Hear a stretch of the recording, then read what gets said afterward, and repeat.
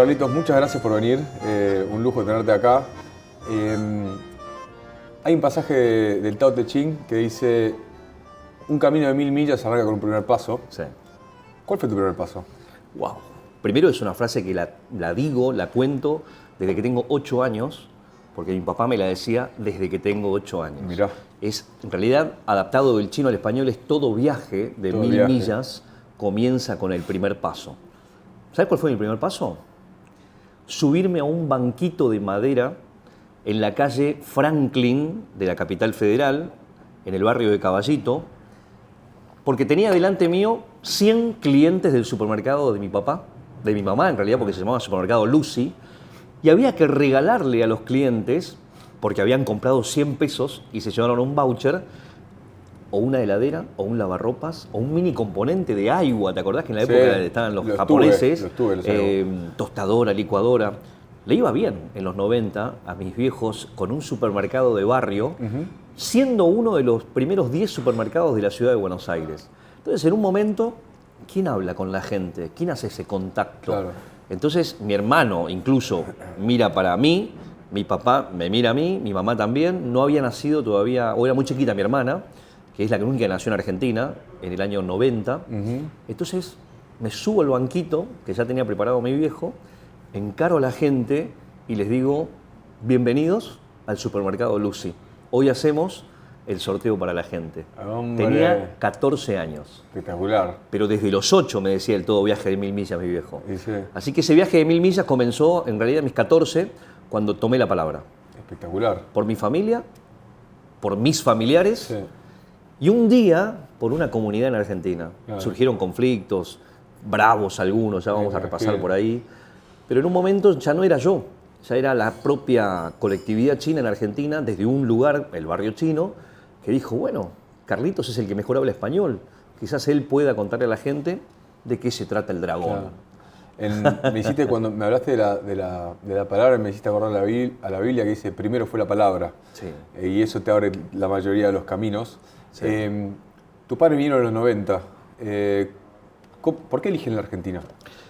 En los 84 a la Argentina. 84, perdón. Sí. Antes, mucho antes. Entonces. Mucho antes, incluso a Santa Cruz de la Sierra, Bolivia. Epa. Papá llega en el 78, Santa Cruz de la Sierra. Mi abuelo era marino mercante, en quizás la peor época de la guerra civil, porque era 48, 49 donde se produce el famoso enfrentamiento entre Chiang Kai-shek y Mao Zedong, ¿no? De la historia mundial que se repasa.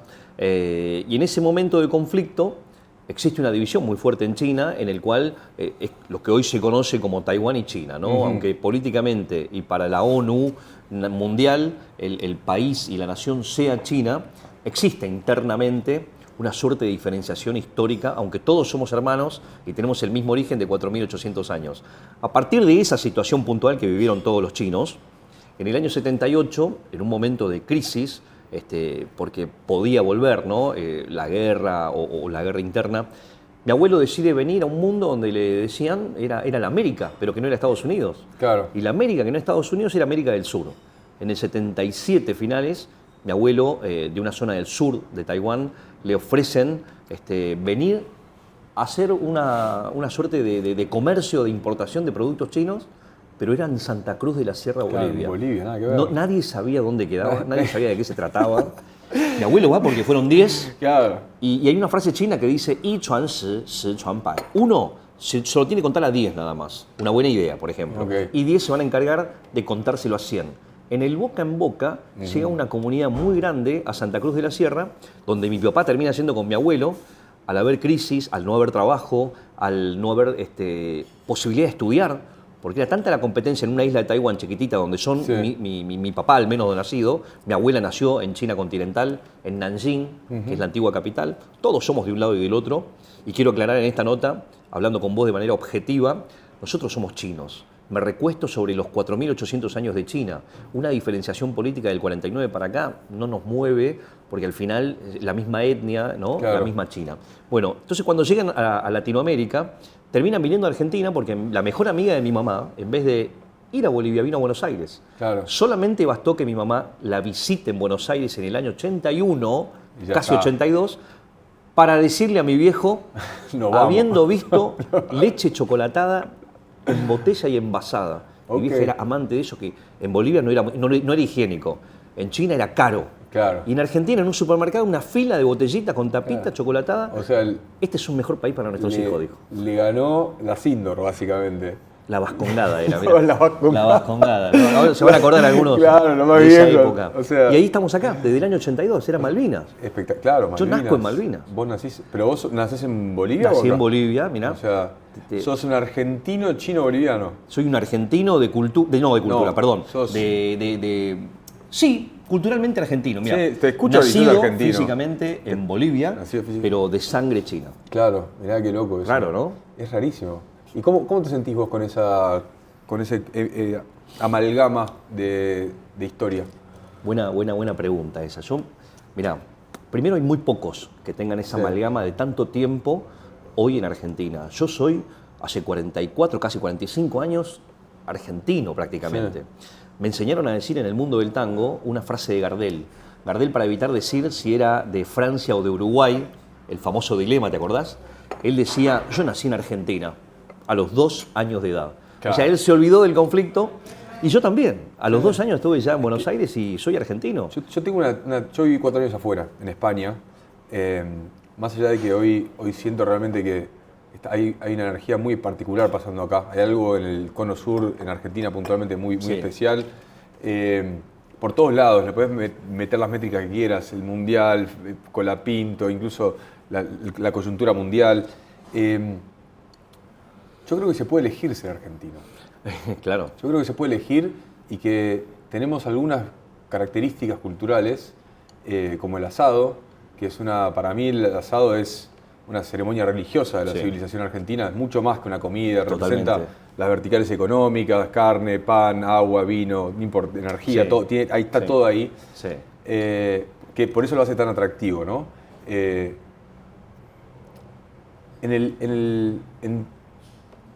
Reconociendo y descubriendo tu identidad argentina, ¿cómo no abandonaste la parte china? Bueno, es imposible abandonarla porque en la sangre, decíamos nosotros, por más que yo estaba de muy chico, incluso antes de tener conciencia, porque a los 2 años, siendo un bebé de alguna manera, porque no tenía ni 2 años, yo no sabía, no tengo recuerdos prácticamente de mi nacimiento. Sí tengo ideas vagas, ¿no?, de haber estado esos 2 años en otro lugar que no era Argentina. Claro. Ahora, yo siempre supe de que crecí que no era de acá. Supe, no porque me lo decía el entorno, que me lo dejaba bien claro el entorno, ¿eh? Chino cochino, chinchulín. En algún momento hubo eso en el colegio que no sé si se llamaba bullying en su momento, pero me dolía, me pesaba ser distinto. Y yo quería siempre buscar la forma de no ser diferente a mis compañeros. Sí, pero después de grande entendí, el gordo es gordo, el anteojudo es anteojudo y el chino es chino. Y ya está. Sí. Bueno, y a partir de eso, el fútbol. Sí, creo que eso logró que yo pueda unirme a este contexto donde uno no aprende a jugar al fútbol si nace y tiene cualidades, ¿no? De ser rápido, medio hábil, que fuimos mi hermano y yo, en el pan y queso nos elegían. Claro. Entonces, siendo muy chicos, en el barrio de Saavedra, donde vivíamos, pegadito a la casa de Goyeneche prácticamente, el destino quiso que sea porteño, claro, ¿no? Claro. Y jugando al fútbol en las cortadas de la calle, nos elegían y por el fútbol nosotros fuimos más argentinos que mi primo que jugaba al Family Game, a los jueguitos. Entonces, creo que culturalmente nos hicimos argentinos porque vivimos acá. La autodefensa frente al contexto, para no ser distinto, nos obligó a ser más argentinos. Claro. Pero descubrimos nuestra chinitud, si querés, de grande. ¿Por qué? China creció, estábamos en el mundo laboral, todo vinculado a China en cuanto al comercio o las relaciones iba a ser un diferencial para nosotros acá. Y es ahí donde estamos recostados, ¿no? En los últimos 20 años, la verdad, había un crecimiento de China exponencial. ¿Cuáles fueron esos primeros acercamientos a la economía china y cómo empezaste a crear esas primeras estructuras del puente que sos hoy? Bueno, pasan cosas primero a nivel mundial o local. Vamos a hablar a nivel mundial. A nivel mundial, China desde el año 78-79, con Deng Xiaoping ya, ¿no?, fuera de Mao Zedong, que fue la primera generación de esta China que conocemos hoy. Deng Xiaoping hizo una apuesta de alguna manera por un socialismo al estilo chino. Estoy hablando de nivel macro. De hecho, pensar en una ciudad como Shenzhen. Shenzhen es una suerte de Silicon Valley de China. Entonces, dijeron, vamos a probar un sistema en el cual en este lugar probemos, los 80, era 80-90, cómo se desarrolla lo que nosotros hoy conocemos como estrictamente capitalismo dentro de un sistema comunista que era China. Hicieron una prueba piloto. Esa prueba piloto hoy es un boom mundial porque Guangzhou, que es la provincia donde está Shenzhen, tiene todas las tendencias y un récord de creación de patentes, una ciudad que era campo prácticamente cosechando arroz, a tener lo último en inteligencia artificial o tecnología. El palo selfie, cuando en algún momento Ellen DeGeneres en el Oscar se sacó una foto, ¿te acordás? Sí. Inventa el concepto de selfie. Al día siguiente en Shenzhen ya inventaron el palo selfie. Claro. O sea, hay alguien en ese lugar que en los 80, digamos, incubando esa suerte de parte nueva de China, la China moderna, hizo que China empiece a crecer. Un día, estamos hablando de los 80, un día, en el 2004, vino por primera vez a la Argentina, en época moderna, un presidente chino, Hu Jintao. Creo que entre este impacto global de China creciendo lentamente, cuando éramos chicos decían, el gigante o el tigre asiático un día va a despertar. No sabíamos cuándo, yo crecí que un día iba a despertar y nunca despertaba, nunca despertaba. Pero un día llega Hu Jintao, que es un presidente chino, a la Argentina en el 2004, y los medios de comunicación de la Argentina, cuando se dicen hegemónicos, hablaban por poco y China iba a pagar la deuda externa de Argentina con las inversiones que iban a hacer. No habían, al menos en esa primera etapa, inversiones tan grandes como las que hay efectivamente ahora, pero lo que pasó fue que China entró en la opinión pública de lo masivo en Argentina.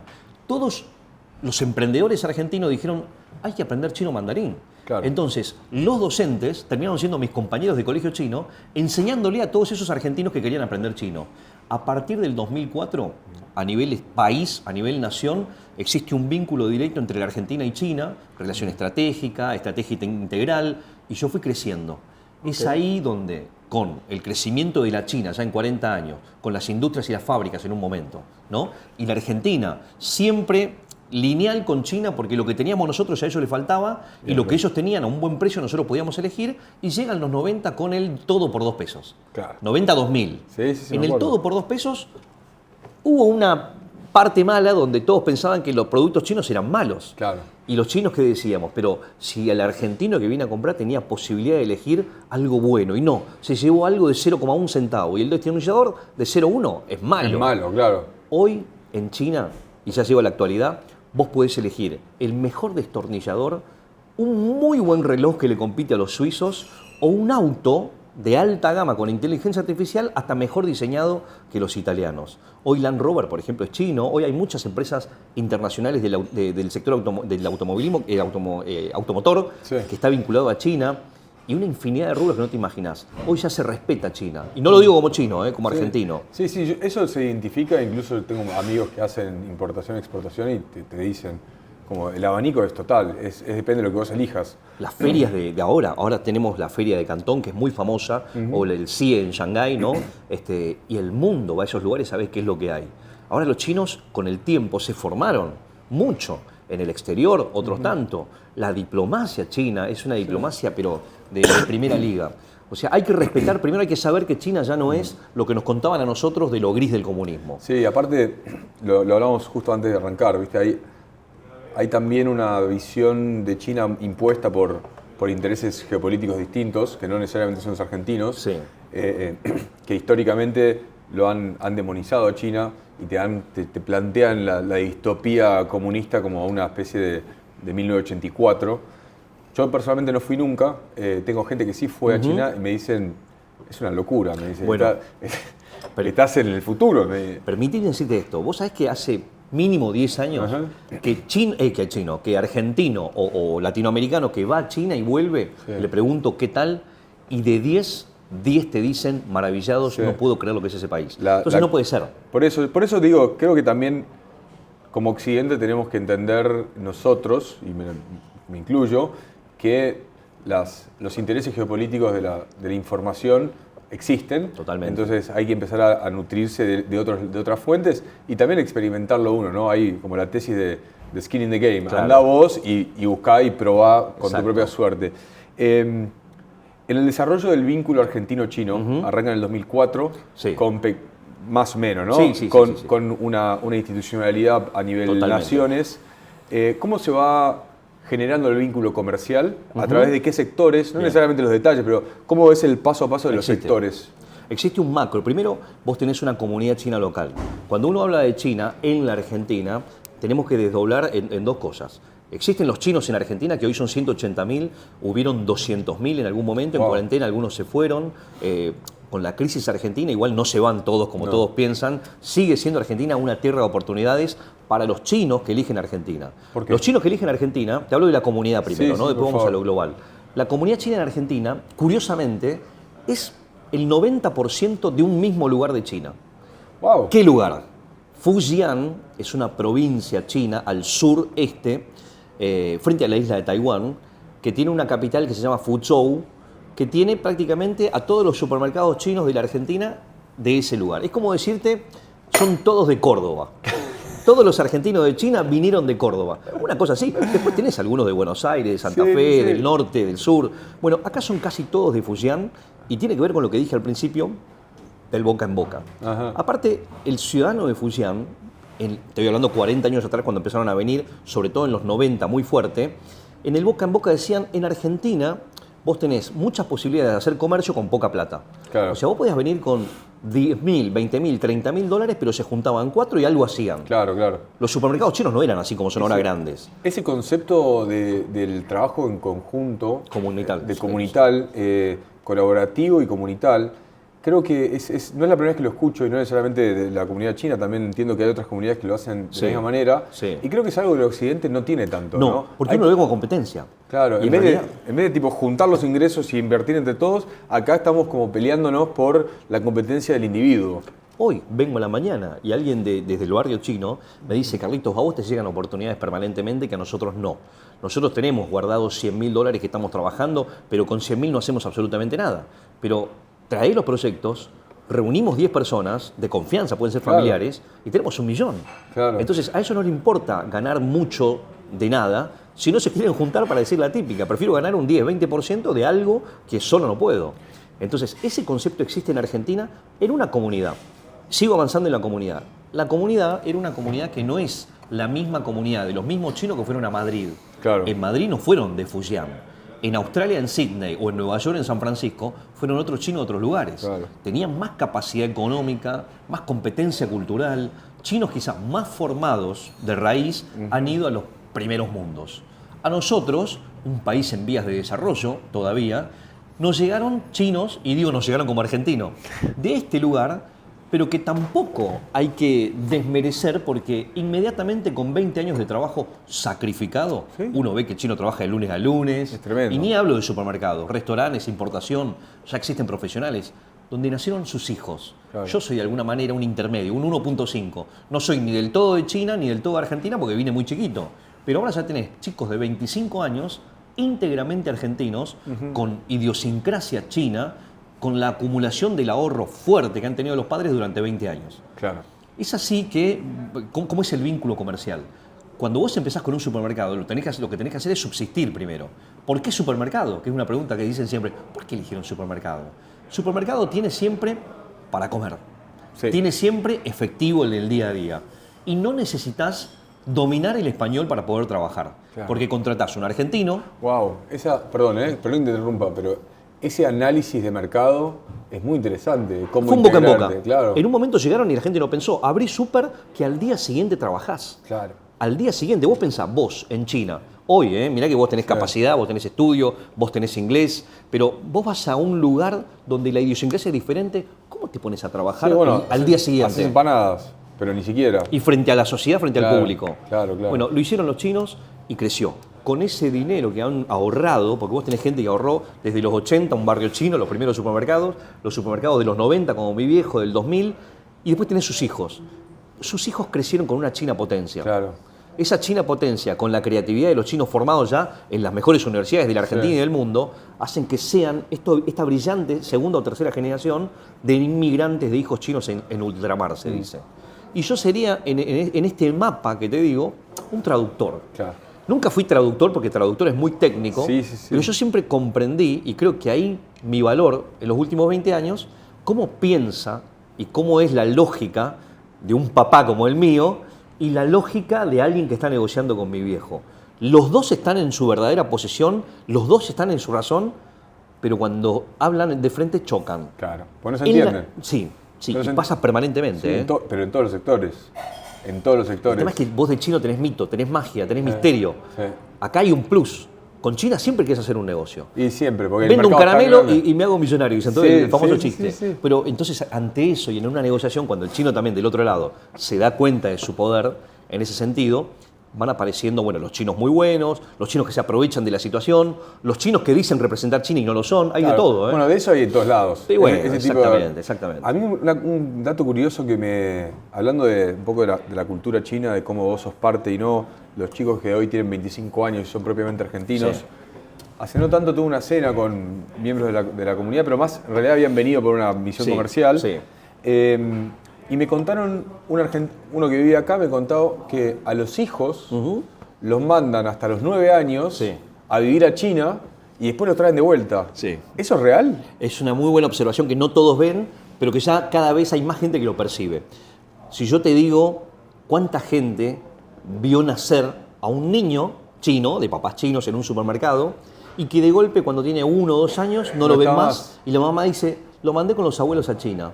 Y que ese niño y ese bebé, estando allá, tiene un vínculo con sus padres a través del WeChat, Sí. que es como un WhatsApp Sí. chino, y mirándose por una pantalla hasta que 9 años y vuelve. Nadie, al menos en la cultura occidental, puede soportar separarse de su hijo en este tiempo. Sería demonizado por todo el resto de la gente. Bueno, en Argentina, la mamá que se desprende de su hijo sufre. O sea, la mamá china que se desprende de su Obvio. hijo, pero sin embargo comprende que para poder avanzar en este tiempo de producción, que tiene un tiempo productivo, casi como que te diría, necesita trabajar al 100% si el hijo está acá, o no lo puede cuidar ella y se cría entre las góndolas, como Sí. decía, o necesita contratar a alguien para que lo cuide, y como esa persona que está en Argentina siempre viene -4, porque acordate que en Argentina vinieron los chinos menos pudientes en un principio, o los que necesitan trabajar para poder quizás devolver algo prestado que tomó para venir acá y emprender. Entonces, todos con la excusa de sostener la cultura china y que la educación en China es más estricta y mejor que la cultura en Argentina, rompen con esa relación madre-hijo, aceptan el sufrimiento y lo largan. Yo peleé contra eso. Sí. Aunque lo entiendo, no sé si lo justifico. A mí me habían dicho, como bien dijiste vos, que era una cuestión de cultural y de criterio idiosincrático, ¿no? Cuando te lo explican es cultural. Sí, cuando te lo explican es cultural. Pero el amor no es cultural. El amor hacia un hijo y el emprendimiento no es cultural. El amor, no, es que el desprendimiento debe Es ser económico, durísimo. es todo económico. junto. Entiendo igual también la preservación de la cultura porque, bueno, vos lo sabrás más que yo la realidad es que desconozco, pero creo que la distancia ahora idiosincrática es, no sé si estoy equivocado, pero China significa el centro de, Sí, sí, ¿no? sí. El China es el centro del mundo, algo así, tiene algún tipo Bueno, China, el nombre China, En chino significa el centro de la tierra, ni ¿no? siquiera. China no es el nombre de China para los chinos. Mirá, es un título. A ver. Vos cuando entras al barrio chino, ves el arco que Sí. dice Zhongguo Chen. Zhongguo Chen. es el verdadero nombre de China. Zhongguo es reino del medio. Chen es barrio. Entonces, técnicamente el nombre es el barrio chino, como lo decimos barrio del nosotros, reino del pero medio. el barrio del reino del centro. Me vas a Ahora, acordar a Uruguay, que es la República Oriental Oriental del del Uruguay, Uruguay. ¿viste? Que es como- ¿Pero qué es reino del medio? Zhong es centro, la primera palabra. Guo es reino. El centro para los chinos no es el centro de ser el centro del mundo, el centro del universo. No es un centro egocentrista. Ok. Es un centro de equilibrio.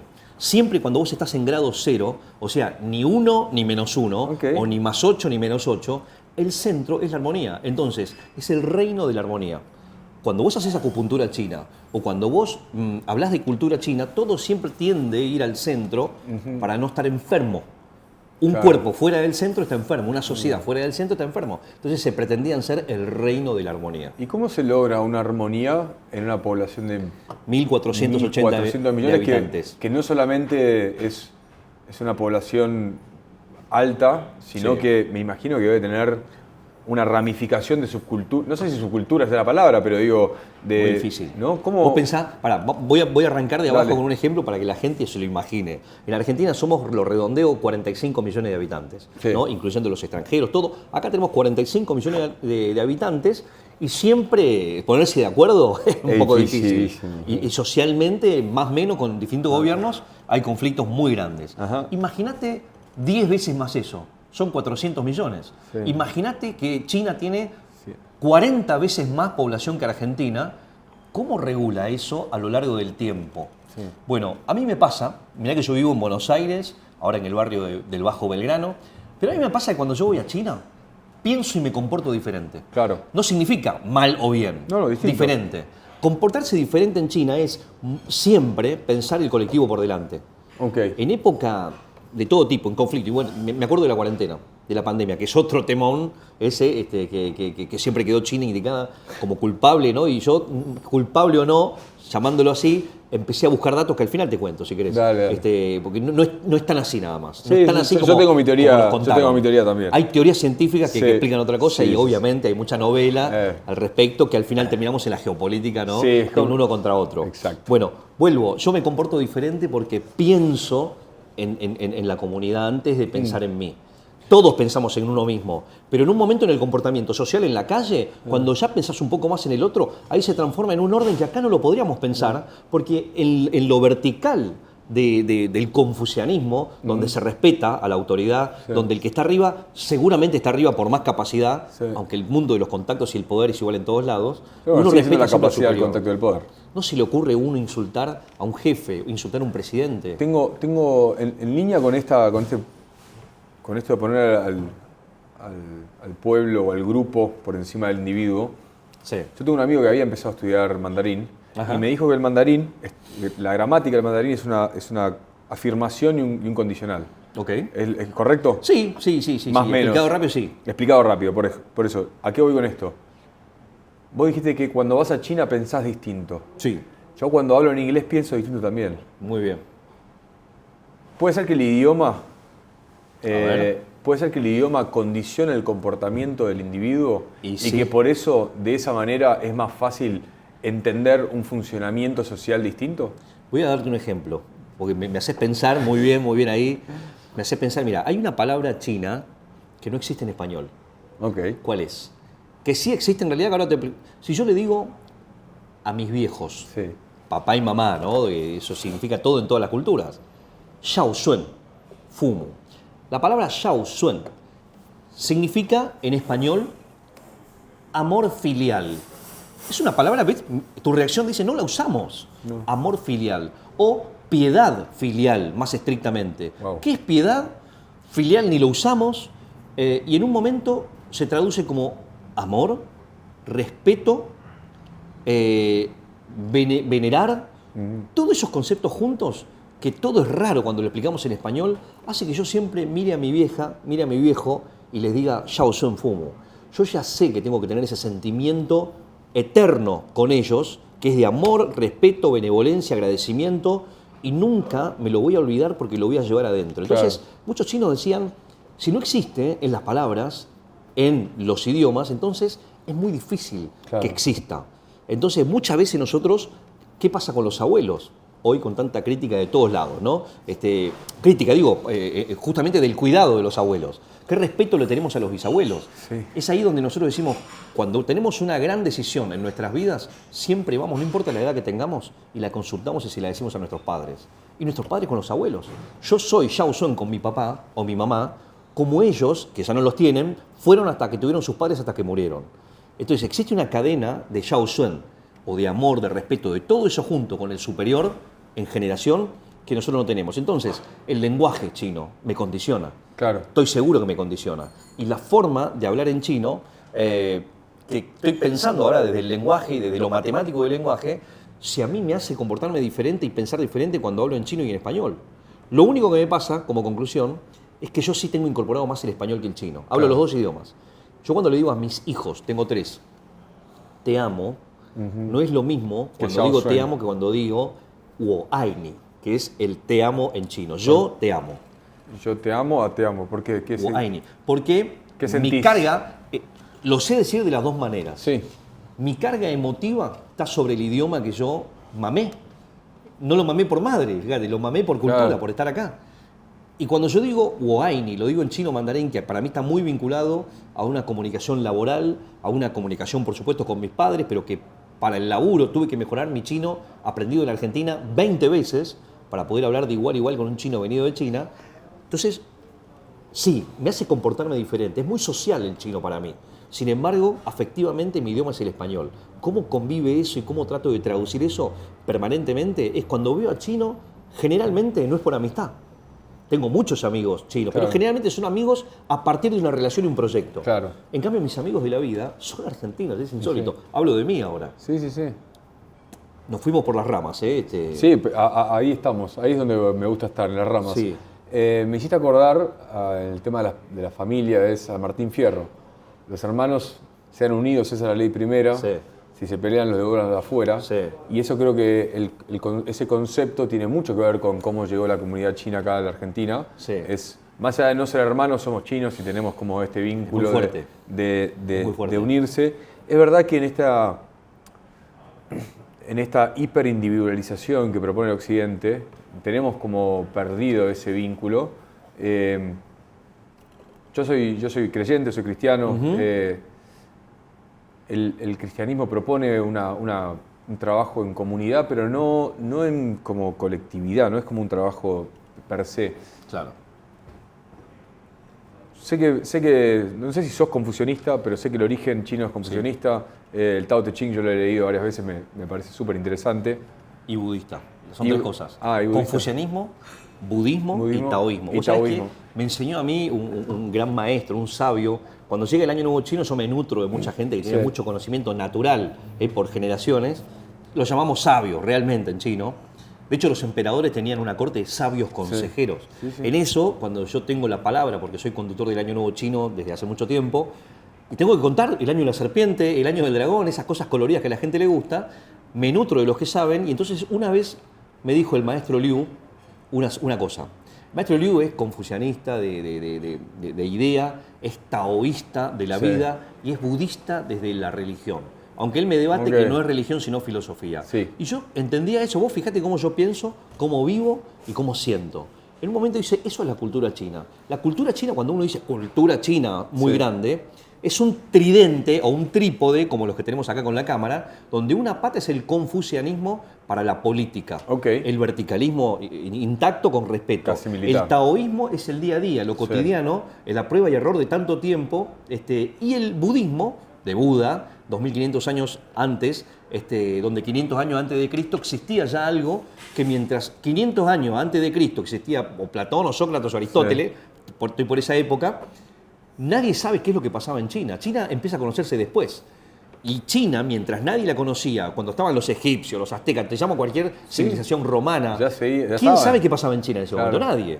China estaba siempre como muy cerrado, y de hecho la muralla china se crea para protegerse de los mongoles, porque China nunca fue imperialista, nunca se abrió al mundo más allá de ese lugar. Territorial. Claro. La muralla fue realmente para que no invadan desde afuera hacia adentro.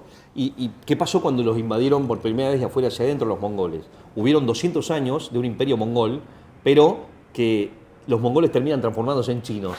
Tan fuerte la cultura china por ese tridente. Sí. Entonces ahí está. ¿Esa Trinidad? En esa trinidad, mirá qué loco, ¿no? Sí, por eso, ahí la vi, la Trinidad. Yo trato a veces pensar qué parte confucianista podríamos nutrirme yo, qué parte taoísta, que mis papás los tienen permanentemente, los dioses taoístas estaban en las imágenes de casa, y el budismo. Por eso yo fui a Colegio La Salle, católico, con hermanos lasallanos. ¿Jugaste al rugby?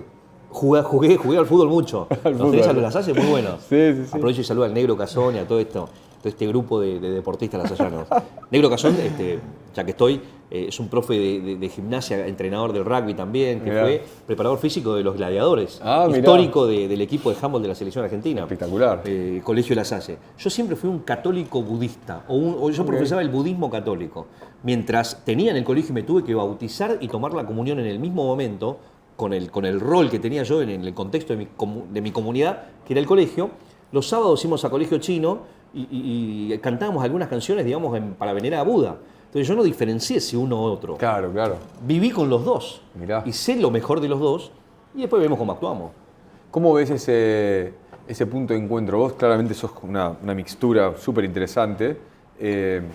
¿Cómo sentís que está hoy el vínculo chino-argentino a nivel económico, a nivel geopolítico? ¿Cómo ves por ahí de acá este año y un poquito para adelante? Bueno, estamos en el 2025, ¿no? Es un año muy particular por el gobierno nacional, pero que es muy bueno a su vez. Sabemos que, si hablamos de actualidad muy rápido, la Argentina tiene un vínculo con China netamente económico y es el segundo socio comercial. Sí. ¿No? En algún momento fue el primero, en cuarentena, después se acomodó, volvió a ser el segundo porque Brasil claramente está por delante, por la cercanía, pero el vínculo comercial que hay entre Argentina y China data de muchos años. Son economías complementarias. El vínculo político de China y Argentina también fue creciendo, independientemente de la actualidad. Siempre fue para adelante el crecimiento del vínculo de China con los países del mundo. Ahora China tiene una visión hacia el mundo de mostrarse un poco más, como no lo hizo en la historia de la humanidad. China tiene ahora, por ejemplo, una visión del mundo que es la nueva ruta de la seda, lo llaman. La nueva ruta de la seda, que en chino se llama Itai, Ilu, o One Belt, One Road en inglés, o la franja y la ruta, que era una traducción bastante complicada, ¿no? para instalar, si lo quisieron instalar así. Por eso quedó la ruta de la seda. Dice que China tiene que aportarle al mundo lo que el mundo en diferentes lugares le falta. Y que China siempre dominó con mucha soltura. Financiamiento, ¿no? La parte estructural de la obra pública. Entonces China fue al mundo diciendo, no queremos decirle al mundo, queremos que todos sean chinos o que todos vean a China y la bandera china flameando, como lo hizo la industria cultural de los Estados Unidos. De alguna manera, no todo el tiempo nuestra idea tiene que ser Disney. Claro. Existe otra forma de vivir que no es Disney. En esas palabras, China sale y dice, bueno, mirá África. Vos tenés una forma de ver. África no tenía agua potable, no tenía ruta, no tenía represa, no tenía energía, ¿no? Entonces, ¿qué hizo China? Represas, paneles solares, rutas, agua potable. Sí, ¿eso es bueno o malo para los africanos en un momento con muchos países? Es una equivalencia a lo que hacía el Imperio Inglés. Exactamente. Llegaba y hacía ferrocarriles, por ahí tiene otras intenciones, pero digo... ¿Pero a cambio de qué? ¿De colonizar y tener la bandera y la Commonwealth? No. Por eso. Por supuesto, si te presto me tenés que devolver. Eso, digo, otras intenciones del Imperio Británico. Se nota. Entonces, y acá buenas relaciones con el resto de los países del mundo, respetando la multilateralidad. Lo estoy contando objetivamente qué fue lo que hizo China. Y a partir de estas múltiples relaciones de amistad, donde todos terminan debiendo, nadie le regala a China todo esto, cuando pasa China por ahí, el país de alguna manera creció en algo y tiene que ver sobre todo con la vida de los habitantes. Cuando nos llega a la Argentina, vos tenés, como dije, en el año 2004, cuando vino Hu Jintao, un primer acercamiento estratégico de China con la Argentina y toda la región. China tenía que pertenecer de alguna manera a la Organización Mundial del Trabajo, ¿no? La OMT. Entonces, para poder pertenecer en ese momento necesitaba los votos de los países. Entonces, China vino a la Argentina para buscar un voto, así como pasó por Brasilia, por Santiago. Y ahí empezó a crecer hasta hoy, que es una relación, digamos, estratégica integral, que si bien no es el máximo nivel, es un nivel segundo o tercero. Entonces, los países se están acercando. Al final, ni siquiera Milei, en el gobierno actual, se puede desentender de esto porque las swaps las tiene él, la renovación de las swaps finalmente se las dieron. El vínculo de China y Argentina va más allá de la política. Entonces, mientras uno tiene cintura diplomática, al final tiene el pragmatismo de la vida. Y en ese pragmatismo de la vida creo que China sigue creciendo con Argentina. En los negocios, hoy con la ley RIGI, de inversiones de más de 200 millones de dólares, hay muchísimas empresas chinas diciendo que Argentina es una oportunidad. Y ni hablamos de la industria de la minería, que la conozco bien, el norte argentino, sino también muchas energías renovables que están para poder ser utilizadas, donde la tecnología la tiene China. Por supuesto la tiene Alemania, Brasil. Pero también. Y China también. ¿China qué hace? Para ganarle al resto, financiación. Financiación con condiciones de devolución. Hoy mismo, te digo, hay grandes proyectos en la ciudad de Buenos Aires, al punto de decir un estadio de fútbol para un club. ¿Se puede decir el nombre? ¿Podemos tener esa permiso? Estoy pensando si lo digo o no lo digo. San Lorenzo quiere la vuelta a Boedo. San Lorenzo quiere la vuelta a Boedo. Esa cancha. Son literalmente un supermercado. Mirá, yo soy hincha de River, y cuando fuimos a San Lorenzo a mirar un partido, yo llevé a un CEO chino que podría construir la cancha. Digo, todo en potencial porque ahora hay que cumplir con la normativa, ¿no? Si te prestan dinero, ¿cómo la devolvés? No, por supuesto. Pero no, fuimos a la platea y nos veían ahí, y desde un canal de deporte nos veían a nosotros y decían, mirá, los supermercadistas chinos representados para ver un partido de fútbol. Bueno, me cagué de risa yo mismo, pero estábamos viendo en ese momento, en un partido que nos muestra al aire, TNT, lo voy a decir, estábamos diciendo, bueno, ¿cómo hacemos para poder, desde una empresa china súper potente, construir un estadio en Argentina con plata financiada de los chinos porque acá no pueden pagar, Sí. al menos para hacerla de golpe. Porque estamos hablando de un proyecto de, según la escala, entre 100 y 200 millones de dólares. Claro, mucha guita. En la Avenida de la Plata. Sí, sí, mucha ¿no? plata. Pero la primera parte con la pasión ya los hinchas lo hicieron. Entonces, ahora, desde eso, Sí. ¿no? En Argentina, donde vos fijate que el proyecto de Vuelta a Boedo está desde hace cuánto. Hace un montón. Desde que tenemos uso de razón. Sí. ¿Y por qué nunca terminó saliendo? Después hay miles de condicionamientos, miles de situaciones puntuales que ver si Sí. se puede hacer, pero lo estamos intentando. Me pasó, siendo hincha de River, ver a ver qué pasa acá. O sea, y si sucede, lo de San Lorenzo va a tener que hacer un monumento. Un buen lugar cómodo en la cancha como para Claro. que pueda verlo yo también, ¿no? Cuando juegue. Che, me hablas de San Lorenzo, me hablas del interés chino en Argentina, del RIGI. Sé que estuviste en Salta, Sí. recorriendo las mineras Sí. de litio. Sí. Puntualmente, ¿qué es lo que ven? ¿Cuáles son las oportunidades para el argentino, Sí. para el empresario argentino, Sí. a la hora de vincularse con el chino? Sí. Porque yo entiendo que hay interés de China, hay capital de China interesado, por supuesto riesgo, todo, Ujú. todo fair trade. El empresario argentino, el emprendedor argentino, el argentino que dice, che, quiero ver cómo trabajo con el empresariado chino Bien. para explotar o para sumarme a los emprendimientos, emprenditos, me sale la palabra, chinos acá en el país. Hoy hablamos de minería, hoy hablamos de China en minería, pero bueno, nosotros sabemos que desde que somos chicos, la minería en Argentina está, las grandes empresas, cuando uno dice Barrick Gold, ¿no? Todas estas estaban siempre en San Sí. Juan, bajo la lumbrera. Nosotros crecimos escuchando esto de la minería y hasta con una carga bastante negativa respecto de la actividad, ¿no? Por el tema de la contaminación y demás. Entonces, hoy pasaron ya de, soy chico yo por lo menos 30, 35 años, y si bien el mundo fue a lo renovable, China habla siempre de energía renovable, ¿cómo hace menos dañino para el ambiente a estas empresas? Entonces yo veo de entrada nomás cuando empiezan a venir las inversiones chinas en el sector minería, que claramente había una demanda. Los autos eléctricos en China son, digamos, el 90% del Sí. parque automotor. Sí. Eso necesitaba algo además de las baterías de todo tipo. Entonces, en un momento, como ellos eran compradores de litio, vinieron a invertir a la Argentina. Estamos hablando 10 años atrás, la investigación si algunos terrenos tenían o no litio y buscar cuánto ppm, partículas por millón, habían en ciertos sectores. Y ahí empezamos a escuchar de esto. Yo tenía 30 años, crecí y ahora ya tenemos 5 empresas muy importantes de China, pero también hay empresas australianas, ¿no? Inglesas, chilenas, americanas. En ese ecosistema, las empresas chinas se empezaron a caracterizar por dar trabajo, tratar de vincularse con la sociedad donde estaba viviendo, llámese pueblos originarios, en la Puna Argentina, la Cuesta del Lipán atrás, Paso de Jamas, las Salinas Grandes, de todo ahí, o las ciudades donde, por ejemplo, en Güemes, se plantean las fábricas. ¿Cómo das trabajo y no solamente te llevas la materia prima y el recurso humano? Entonces, hablando a la distancia, y ante un público que por ahí no conoce el día a día de las empresas mineras chinas, en este caso, todos los que están en Catamarca, Salta, San Juan, Jujuy, quieren venderle o ser proveedores de las mineras chinas. Hay reglamentación, hay legislación, todo es al pie de la letra y a partir de ahí los chinos que dicen, necesitamos que nos conozcan más. Entonces empezaron a aparecer los festejos de Año Nuevo Chino en Jujuy, en Salta, ahora próximamente en Catamarca, Mirá. y es una verdadera integración de una comunidad. Pero estos chinos de las empresas del norte no son los chinos que están en Capital Federal o en el Claro. resto del país. Claro, son otros. Vienen de China, trabajan para eso, como en la ciudad de Buenos Aires vienen muchos chinos de empresas chinas y viven en Puerto Sí, Madero. en la ICBC. De la ICBC, del Bank of China, de COFCO, de Sinopec, de tantas empresas que no son el supermercado chino. Claro. Cuando abrís los ojos, vos ya tenés dos tipos de chinos en Argentina.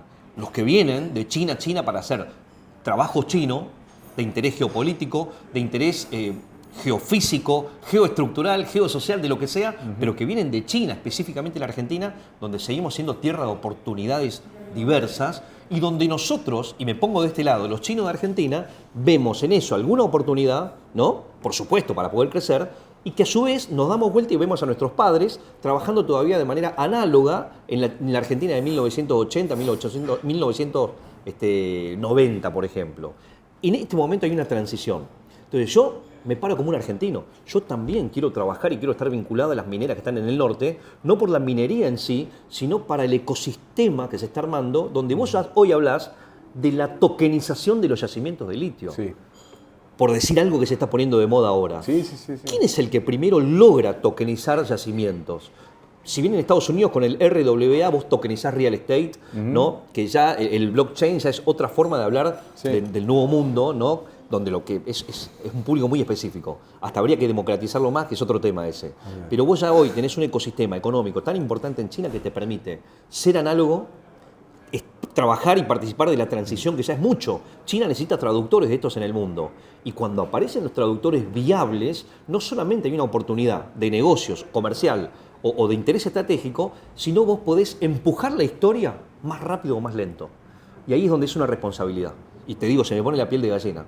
Muchas veces estoy corriendo con, ¿vemos la parte económica y vendés? ¿O tenés una responsabilidad para empujar esto? Porque al final, más o menos, no necesitas mucho para vivir bien en Argentina. Y te puedo asegurar que, bueno, ahí está la configuración de las personas, ¿no? Muchas veces tomo decisiones de empujar una situación para adelante a costa de hacerlo por cero. Porque al final todo viene más rápido. Bueno, sí. Entonces, también me volví a ir por las ramas. Sin embargo, esto me parece súper interesante porque está pasando ahora. Hay que mirar, argentino, y miro la cámara, las oportunidades que las empresas chinas están dejando en la Argentina. Ya no es exportar materia prima, sino ellos ya vienen a invertir más de 200 millones de dólares a un país donde todavía el cepo no se liberó. Creo que este es un cierre espectacular. Económico. A nivel cultural, a nivel económico, pasamos por cultura, pasamos por economía. A nivel personal, ya para como última pregunta, y no robarte mucho tiempo, ¿qué le dirías vos tanto a los chinos que están en China y a los argentinos que están acá para que ese puente se termine de construir? Primero me encanta la pregunta. Voy a tratar de hablar con el corazón, que es lo que creo que se nota, ¿no? Que hablo con pasión, creo que se nota que soy genuino.